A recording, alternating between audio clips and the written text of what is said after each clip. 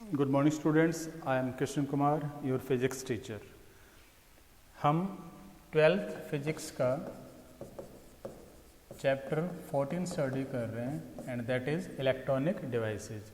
इसके first part में हम टाइप ऑफ मटेरियल यानी कि मेटल, इंसुलेटर, कंडक्टर ये सारे स्टडी कर चुके हैं और सेमीकंडक्टर की टाइप्स भी स्टडी कर चुके हैं, जिसमें हमने इंट्रिंसिक, एक्सट्रिंसिक और P type, N type semiconductor ये सारे हम स्टडी कर चुके हैं। अब हमें सेमीकंडक्टर की एप्लीकेशन स्टडी करनी है। फर्स्ट एप्लीकेशन आपकी है पी एन जंक्शन डायोड। अब डायोड सेमीकंडक्टर से कैसे बनता है वो देखिए।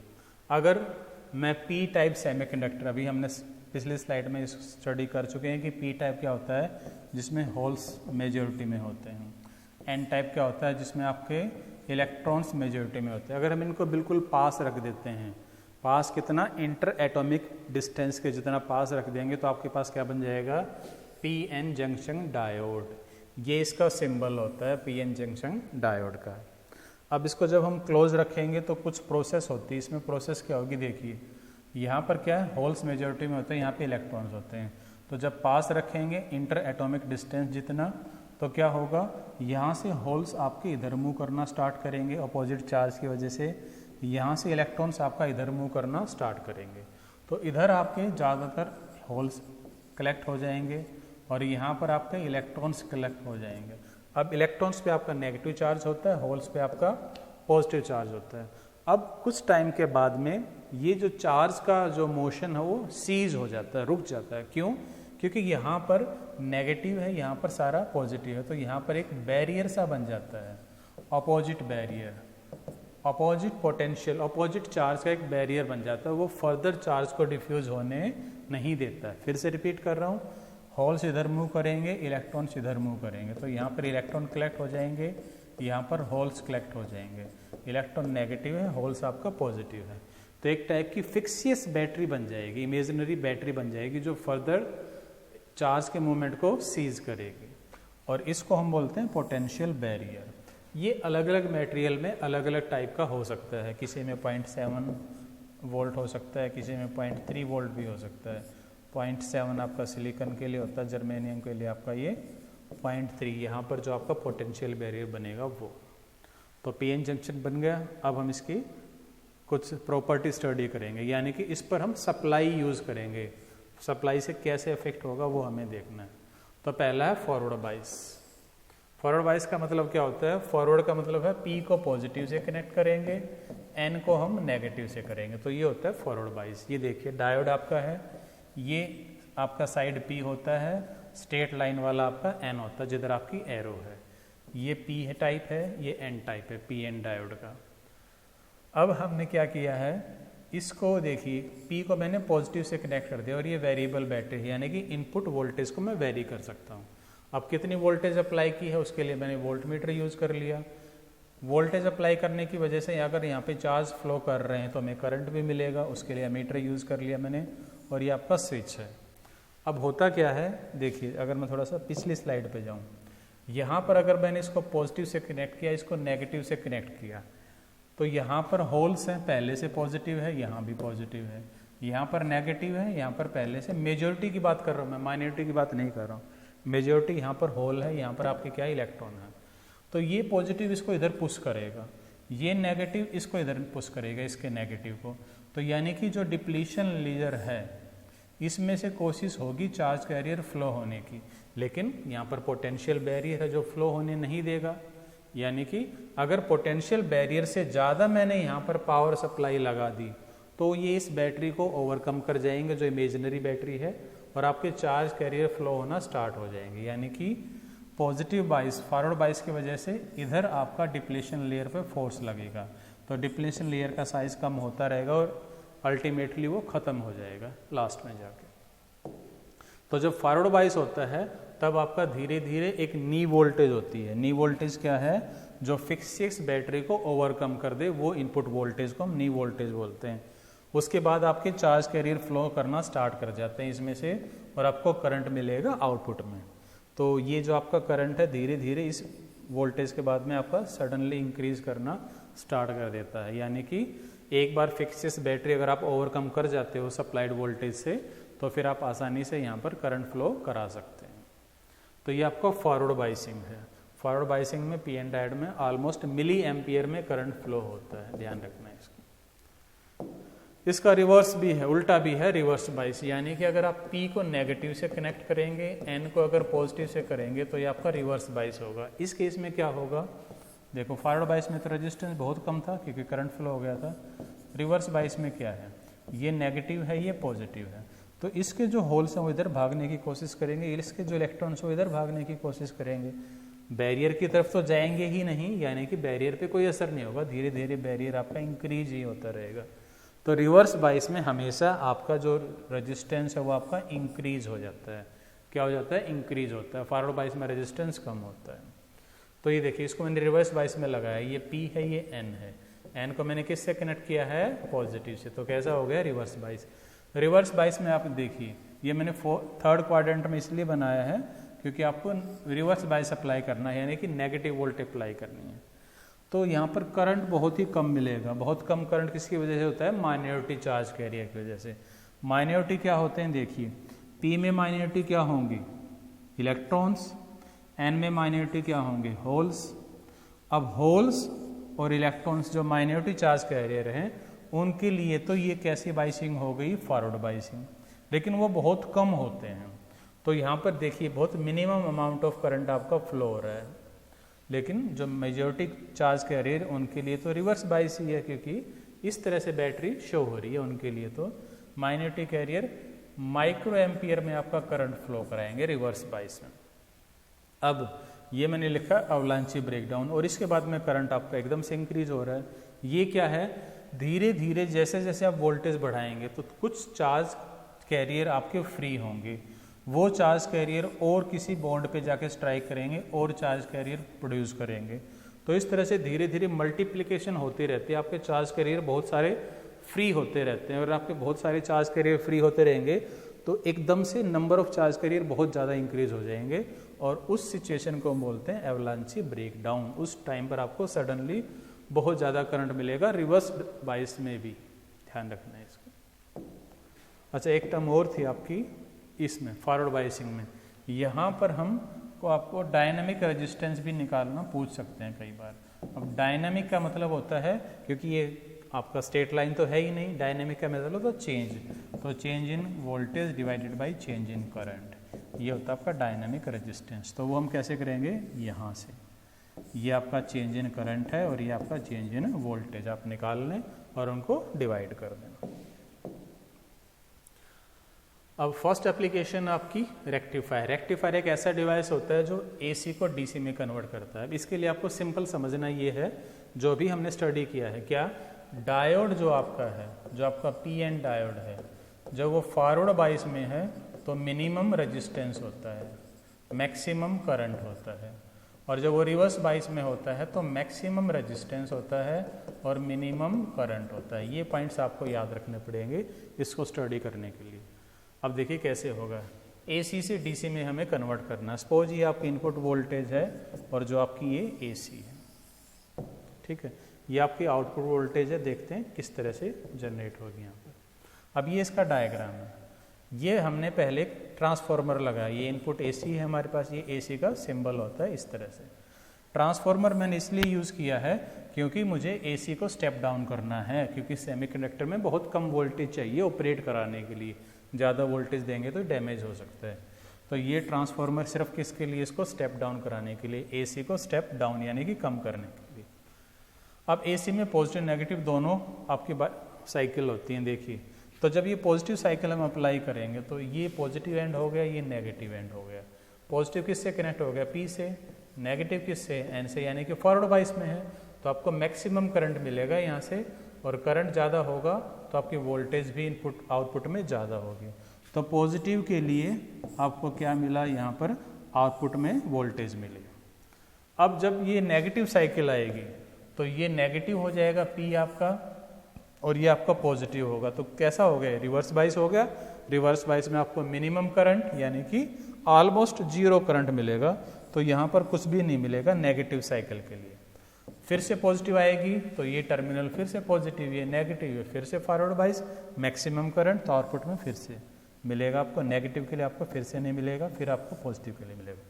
तो देखिए नाम भी है इसका हाफ वेव रेक्टिफायर, यानी कि ये एसी में दो वेव होते हैं पॉजिटिव नेगेटिव, उनमें से एक ही वेव को रेक्टिफाई करेगा, एक ही वेव की डायरेक्शन चेंज करेगा, एक ही वेव को एसी से डीसी में कन्वर्ट करेगा। ये आपके सामने है। तो इस तरह से इसमें वेव फॉर्म बनेगी आपकी।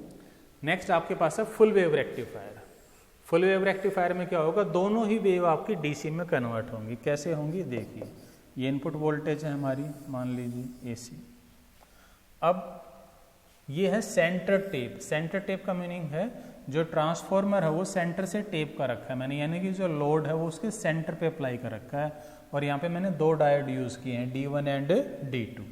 अब यहाँ पे मैंने AC अप्लाई किया और ये मेरा क्या है, ट्रांसफॉर्मर। ट्रांसफॉर्मर ने आपको बताया स्टेप डाउन करने के लिए यूज़ करते हैं। अब ये जो लोड है ये दोनों डायोड के अक्रॉस, अब ये काम कैसे करेगा वो देखिए। जब पॉजिटिव साइकिल आएगी आपकी AC की तो ये एंड तो पॉजिटिव, ये एंड नेगेटिव, ये डायोड आपका काम करेगा, ये डायोड आपका काम है नहीं करेगा, क्योंकि ये क्या हो जाएगा, रिवर्स बाइस हो जाएगा। तो ये डायोड वर्क करेगा तो यहाँ से करंट फ्लो होगा, करंट का पाथ मिल गया, यानी कि करंट मिल गया तो यहाँ पे वोल्टेज भी मिलेगी, आउटपुट में आपको कुछ ना कुछ वोल्टेज जरूर मिलेगी, तो ये आपकी आउटपुट वोल्टेज होगी। अब जब नेगेटिव साइकिल आएगी आपकी तो ये टर्मिनल नेगेटिव हो गया, ये टर्मिनल कैसा हो गया, पॉजिटिव हो गया। अब ये डायोड आपका वर्क करेगा, क्योंकि फॉरवर्ड बाइस में ये आपका वर्क करेगा ही नहीं, इसमें कोई करंट फ्लो नहीं होगा। जब ये करंट फ्लो होगा तो इसको यहाँ से पाथ मिलेगा, देखिए। तो इसके लिए भी आउटपुट में क्या मिल गया आपको, वोल्टेज मिल गई, वेरी गुड। तो हम क्या करेंगे, ये आपका पॉजिटिव बन गया, यहाँ भी आपको मिल गया। फिर से पॉजिटिव आएगा तो ऊपर वाला कंडक्ट करेगा उसके लिए। तो यहाँ पर D1 डायोड की वजह से मिला, ये D2 की वजह से, ये D1 की वजह से, ये D2 की वजह से, ये D1 की वजह से। तो अब हमने फुल वेव को रेक्टिफाई तो कर लिया, लेकिन अब भी ये डीसी नहीं है, क्योंकि डीसी कैसी होती है, इस टाइप से होती है, फिक्स होती है। तो इस टाइप की हम डीसी को क्या बोलते हैं, पल्सेटिंग डीसी। ये पल्सेस की फॉर्म में है, फिक्स लेवल नहीं है। और इसको फिक्स करने के लिए हम यूज़ करते हैं फिल्टर्स। सिलेबस में नहीं है आपको, मैं वैसे बता रहा हूँ। फिल्टर्स, फिल्टर जो आपके होते हैं वो रजिस्टर और कैपेसिटर से या रजिस्टर और इंडक्टर से हम बना सकते हैं। इनकी हेल्प से यहाँ पर आउटपुट में एक आपका फिल्टर सर्किट लगता है, जिससे आपकी पल्सेटिंग, ये जो पल्सेटिंग डीसी है ना, ये आपकी फिक्स डीसी में कन्वर्ट हो जाती है with the help of a rectifier, sorry filter. Next आपके पास है जेनर डायोड। जेनर डायोड आपका स्पेशली डिजाइन डायोड होता है जो कि रिवर्स बाइस में ही काम करेगा। अब देखो जरा, ये इसका सिंबल होता है, सिंबल में डिफरेंस है। यहाँ पर जो स्ट्रेट लाइन थी, यहाँ पर स्ट्रेट लाइन नहीं है जेनर डायोड में। सिंपल डायोड में आपका ये सिंबल होता है, यहाँ पर स्ट्रेट लाइन होती है पहला। अब ये रिवर्स बाइस में काम करेगा, तो मैंने रिवर्स बाइसिंग की ही वेवफॉर्म बना रखी है। यहाँ पे देखिए, रिवर्स बाइस डायोड की मैंने ऐसी स्टडी की थी। अब ये यहाँ पर मैंने जेनर ब्रेकडाउन लिखा है। जेनर ब्रेकडाउन इसलिए है क्योंकि जो आपका जेनर डायोड होता है वो जेनर ब्रेकडाउन रीजन में ही काम करता है, यानी कि हम यहाँ पर इतनी वोल्टेज अप्लाई करेंगे कि ये आपका ब्रेक डाउन हो जाए और आपका सारा का सारा करंट डायोड में से फ्लो होना स्टार्ट हो जाए। अब इसका मतलब डायोड डैमेज भी हो सकता है, लेकिन ऐसा नहीं होगा, क्योंकि ये स्पेशली डिजाइन डायोड है जो हाईली डोप्ड एलिमेंट से बना होता है, यानी इसमें इम्प्योरिटी बहुत ही हाईली डोप्ड होती है। इसमें जो चार्ज कैरियर होते हैं बहुत ज़्यादा होते हैं, वो अपने आप ही करंट बहुत ज़्यादा कर देते हैं, ज़्यादा वोल्टेज की ज़रूरत नहीं होती है। तो पीछे जो हमने एवलांची वोल्टेज पढ़ी थी वो हाई होती है, जेनर वोल्टेज आपकी कम होती है, इसलिए आपका सेफ रहता है। अब इसका फ़ायदा क्या है जेनर डायोड का, देखिए इसके एप्लीकेशन देखिए। ये हम एज ए रेगुलेटर यूज़ करते हैं, यानी कि रेगुलेटर का मतलब क्या है, इनपुट सप्लाई आपके पास है, उसमें अगर आपका फ्लक्चुएशन होता है और आपको फिक्स रखना है आउटपुट वोल्टेज को, उसको हम बोलते हैं वोल्टेज रेगुलेटर। दो टाइप के डायग्राम आपको बुक में मिल सकते हैं, इन पे छोटा मोटा न्यूमेरिकल आ जाता है, बड़ा ही सिंपल होगा। देखिए कैसे करेंगे। ये इनपुट वोल्टेज है, यहाँ पर भी इनपुट वोल्टेज है, ये आपकी पल्सेटिंग है, यानी कि ये आपकी फिक्स नहीं है, चेंज हो रही है। ये इनपुट रेजिस्टेंस है, यहाँ पर भी इनपुट रेजिस्टेंस है। अब ये आपका जेनर डायोड देखिए रिवर्स बाइस में लगा रखा है, क्योंकि एन मैंने सप्लाई के पॉजिटिव से कनेक्ट कर रखा है। सिमिलरली ये भी आपका जेनर डायोड है। अब यहाँ पे जेनर डायोड में करंट तभी फ्लो करता है जब इस पर वोल्टेज कितनी हो, जेनर ब्रेकडाउन जितनी हो। तो जब तक यहाँ पर जेनर ब्रेकडाउन वोल्टेज जो भी होती है उसको हम VZ से रिप्रेजेंट करते हैं, उतनी वोल्टेज आएगी तभी यहाँ से करंट आएगा, वरना सारा का सारा करंट आउटपुट में ही जाएगा, यहाँ से जाएगा। दोनों डायग्राम को मैं पैरेलल समझा रहा हूँ क्योंकि दोनों डायग्राम में से कोई भी आपका पेपर में आ सकता है। अब जब तक आपकी वोल्टेज कम है, ठीक है, यहाँ पर वोल्टेज आती रहेगी, लेकिन अगर वोल्टेज आपके बाई चांस ज़्यादा हो जाएगी तो ज़्यादा वोल्टेज होते ही आपका जेनर डायोड आपका काम करना स्टार्ट करेगा, क्योंकि इस पर जो वोल्टेज अप्लाइड है वो जेनर वोल्टेज से ज़्यादा होगी, तो यहाँ से IZ कुछ करंट फ्लो होना स्टार्ट हो जाएगा, यानी कि लोड में कम करंट जाएगा, आउटपुट आपका फिक्स रहेगा, सेफ रहेगा, खराब नहीं होगा। तो यहाँ पर जो आपके न्यूमेरिकल आएंगे वो VZ, IZ, IL, RS, इनमें से कोई पैरामीटर गिवन हो सकता है, कुछ आपसे पूछ सकते हैं। तो जेनर डायोड आपका वोल्टेज रेगुलेटर के काम आता है। जैसे ज़्यादा वोल्टेज आएगी जेनर डायोड पे अक्रॉस वो ड्रॉप हो जाएगी, आउटपुट में आपको फिक्स वोल्टेज ही मिलेगी। नेक्स्ट एप्लीकेशन है फोटो डायोड। फोटो डायोड का साफ साफ मीनिंग चल रहा है वो डायोड जो फोटो से ऑपरेट है। फोटो का मीनिंग क्या होता है? लाइट। अब लाइट से आपको डायोड कैसे काम करेगा वो देखिए, ये इसका सिंबल होता है, यानी कि आपको लाइट की इनकमिंग ऐसे रे आपको दिखानी है इसके सिंबल में। अब ये रिवर्स बाइस में काम करता है। रिवर्स बाइस में क्यों करता है वो भी मैं अभी आपको बताऊंगा। देखिए पहले तो इसका डायग्राम देखिए, ये P को मैंने नेगेटिव से कनेक्ट कर दिया, N को मैंने पॉजिटिव से कर दिया, ठीक है, ये आपका रेजिस्टेंस है, ये आपका एमीटर है। अब ये पहला कंडीशन तो यही है कि ये तभी काम करेगा अगर यहाँ जो पोटेंशियल बैरियर है, वो जो लाइट आई है उसमें जो एनर्जी है उसकी एनर्जी इस बैरियर से ज़्यादा होनी चाहिए, तभी ये ब्रेक होगा। ये देखिए ये पहली कंडीशन है, यानी कि जो एनर्जी लाइट में है वो एनर्जी इस एनर्जी बैंड गैप से ज़्यादा होनी चाहिए, तभी ये ब्रेक करेगा और इसमें क्या होंगे, चार्ज कैरियर फ्लो होना स्टार्ट होंगे। एक टर्म होती है यहाँ पे डार्क करंट। डार्क करंट क्या होती है? डार्क करंट का मतलब होता है कि अगर आपके पास लाइट नहीं है फिर भी करंट अवेलेबल है, वो भी होता है किसी केसेस में, लेकिन वो करंट देखिए ऐसे बहुत कम होता है, क्योंकि मैंने आपको बताया था रूम टेम्परेचर पे भी जो आपके सेमीकंडक्टर होते हैं वो करंट कंडक्शन स्टार्ट कर देते हैं, इतनी एनर्जी उनको रूम टेम्परेचर पे भी मिल जाती है। तो डार्क करंट वो करंट है जो विदाउट लाइट आपको मिलेगा अगर आप रूम टेम्परेचर पे हो। अब ये ग्राफ है, ग्राफ किसके बीच में है? अलग अलग इंटेंसिटी ऑफ लाइट। अगर आपकी इंटेंसिटी ज़्यादा हुई, देखिए ये जो एनर्जी है ना ये फ्रीक्वेंसी पर डिपेंड है, इसमें इंटेंसिटी का कोई रोल नहीं है। इंटेंसिटी का मीनिंग सिंपल होता है नंबर ऑफ फोटोन्स के, लाइट में कितने फोटोन हैं। अब अगर आपकी इंटेंसिटी ज़्यादा होगी तो आपको करंट भी ज़्यादा मिलेगा आउटपुट में, इतना ही डिफरेंस है और कुछ भी नहीं है। यानी कि ये सबसे ज़्यादा इंटेंसिटी है, फिर ये कम, ये कम, ये और भी कम इंटेंसिटी है। I4 is maximum. अब ये रिवर्स बाइस में काम क्यों करता है ध्यान से देखिए। मान लिया आपके पास ये है del N, del P, N और P, ये रेशियो मैंने यहाँ पे लिखी। इस रेशियो का मीनिंग देखो और मैंने लिखा क्यों है। N क्या है? Number of electrons. P क्या है? Number of holes. Del L उसका चेंज है, डेल P क्या है? उसका होल्स का चेंज है। चेंज का मतलब क्या है? जैसे लाइट फॉल होगी तो आपके चार्ज कैरियर कितना चेंज होगी। रिवर्स बाइस में इसको इसलिए यूज कर रहा हूँ क्योंकि फॉरवर्ड बाइस में n नंबर ऑफ इलेक्ट्रॉन्स बहुत ज़्यादा होते हैं। फॉरवर्ड बाइस में n नंबर ऑफ इलेक्ट्रॉन्स बहुत ज़्यादा होते हैं, तो ये जो रेशियो है इसमें जो चेंज होगा बहुत कम होगा।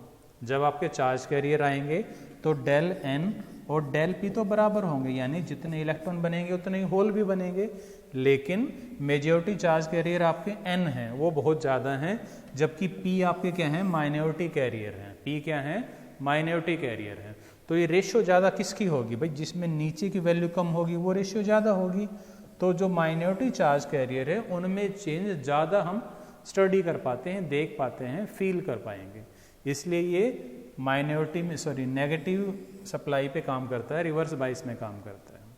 दोबारा बता रहा हूँ, जो आपका चेंज की रेशियो है, जो चेंज की रेशियो है वो माइनॉरिटी में ज़्यादा आपकी ज़्यादा होती है as compare to ratio in the forward bias. Next आपके पास है सोलर सेल। सोलर सेल हम सभी ने देखा हुआ है, हमारे घरों में हम यूज़ भी करते हैं काफ़ी जगह लाइट प्रोड्यूस करने के लिए। किससे? इलेक्ट्रिसिटी प्रोड्यूस करने के लिए सनलाइट से। तो इसमें क्या होता है, ऊपर आपके पास एक ग्लास की प्लेट लगी होती है, और उसके साइड में आपके निकल की प्लेट लगी होती है कनेक्शन देने के लिए, टर्मिनल्स जो होते हैं जहाँ पे हम वायर कनेक्ट करते हैं, ठीक है। और तो ये तो कॉन्टैक्ट पॉइंट हो गया आपके, ये पी टाइप हो गया, ये आपका एन टाइप हो गया। अब सोलर सेल आपका विदाउट बाइसिंग काम करता है। आपने देखा होगा हम उस पर कोई बैटरी अप्लाई नहीं करते हैं, नीचे जो बैटरी होती है ना तो एनर्जी सेव करने के लिए होती है, उसमें हमें कोई भी पावर सप्लाई हम नहीं देते हैं, सोलर सेल हमें इलेक्ट्रिसिटी प्रोवाइड करता है। तो इसमें होगा क्या, जब यहाँ पर सनलाइट इस पर फॉल होगी और अगर सनलाइट की एनर्जी आपकी मटेरियल के बैंड गैप से ज़्यादा है तो चार्ज कैरियर फ्लो करना स्टार्ट करेंगे और आउटपुट में आपको क्या मिलेगा, यहाँ पर करंट मिलेगा। अब यहाँ पर दो चीज़ें आपको ध्यान रखने की, एब्जॉर्प्शन कोफिशिएंट, यानी कि हम ऐसा मटेरियल यूज़ करेंगे जिसका एब्जॉर्प्शन कोफिशिएंट बहुत ज़्यादा होगा, यानी कि ज़्यादा से ज़्यादा लाइट जो उस पर फॉल होगी उसको एब्जॉर्ब करेगा, कम से कम रिफ्लेक्शन देगा, क्योंकि जितनी ज़्यादा लाइट एब्जॉर्ब करेगा उतना ही ज़्यादा करंट आपको मिलेगा। दूसरा क्या है, जो एनर्जी बैंड गैप होता है सनलाइट का वो ऑलमोस्ट 1.5 इलेक्ट्रॉन वोल्ट के आसपास होता है। तो हमें एक ऐसा ही मटेरियल यूज़ करना पड़ेगा जिसका एनर्जी बैंड गैप किसके आसपास होगा, 1.5 के आसपास होगा। इससे ज़्यादा होगा तो यहाँ पर ये ब्रेक नहीं कर पाएगा बैरियर को, चार्ज फ्लो नहीं होंगे। नेक्स्ट आपके पास है एलईडी। एलईडी का मीन होता है लाइट एमिटिंग डायोड। इसका सिंबल देखिए, ये हमें लाइट देता है। एलईडी आपने कई जगह देखा होगा, वॉचेज में देखा होगा, कैलकुलेटर में देखा होगा, स्ट्रीट्स में देखा होगा, कई जगह इसकी एप्लीकेशंस होती हैं। अब एलईडी कैसे आपको एनर्जी क्यों देता है, इसका बेसिक फंडा देखिए। ये आपका पी एन जंक्शन ही होता है, ज़्यादा कुछ नहीं है, ये पी है ये एन है। तो जब आप इस पर वोल्टेज अप्लाई करेंगे, जैसे आप वोल्टेज अप्लाई करेंगे तो आपके पास दो बैंड मैंने बताए थे, वैलेंस बैंड और कंडक्टेंस बैंड। तो कुछ फ्री इलेक्ट्रॉन्स आपके वैलेंस से कहाँ चले जाएंगे, कंडक्टेंस बैंड में चले जाएंगे, और कंडक्टेंस बैंड में जब जाएंगे तो वो फ्री होंगे, लेकिन फ्री हैं लेकिन वो अनस्टेबल होंगे, तो वापस आएंगे, और जब वापस आएंगे तो वो एनर्जी रेडिएट करेंगे। क्या करेंगे, एनर्जी रेडिएट करेंगे। और वो जो एनर्जी है वो किस फ्रीक्वेंसी की रेंज में है या किस वेवलेंथ की रेंज में है, उस पर डिपेंड करेगा हमें कौन सा स्पेक्ट्रम मिलेगा। और अगर वो विजिबल स्पेक्ट्रम में है तो वहाँ से हमें लाइट दिखाई देगी। और अलग अलग कलर के लिए अलग अलग हमें पता है वेवलेंथ होती है। तो एमिटिंग वेवलेंथ जिस भी रेंज में होगी उसी मटेरियल को यूज़ करके हम वो कलर प्रोड्यूस कर सकते हैं। तो जो कलर होता है जो एलईडी से निकलेगा मटेरियल पे डिपेंड होता है, क्योंकि मटेरियल पे ही आपका क्या होगा, एनर्जी बैंड गैप आपका मटेरियल पे डिपेंड होता है। किसी का 1.5 होता है, किसी का 1.4 होता है, किसी का 1 होता है। तो अलग अलग एनर्जी बैंड गैप है तो अलग अलग फ्रीक्वेंसी है, यानी कि वेवलेंथ अलग अलग है, तो आपको अलग अलग कलर मिलेगा। तो वो आप चेक कर सकते हो, जैसे कि गैलियम आर्सेनिक फॉस्फाइड, ये एक टिपिकल टाइप का आपका एलईडी है जो आपका रेड या येलो कलर ही देगा। आपके पास आपको पता है बहुत सारे और भी सारे कलर्स के एलईडी आपको मिल सकते हैं। तो एलईडी में आपको कब मिलेगा आउटपुट में लाइट, जब आपका रिकॉम्बिनेशन होगा। रिकॉम्बिनेशन का मतलब है वापस इलेक्ट्रॉन्स वैलेंस बैंड में आएगा। तो ये आपका चैप्टर 14 था फिजिक्स में, काफ़ी ज़्यादा थ्योरेटिकल था, शायद आपको समझ में आया होगा।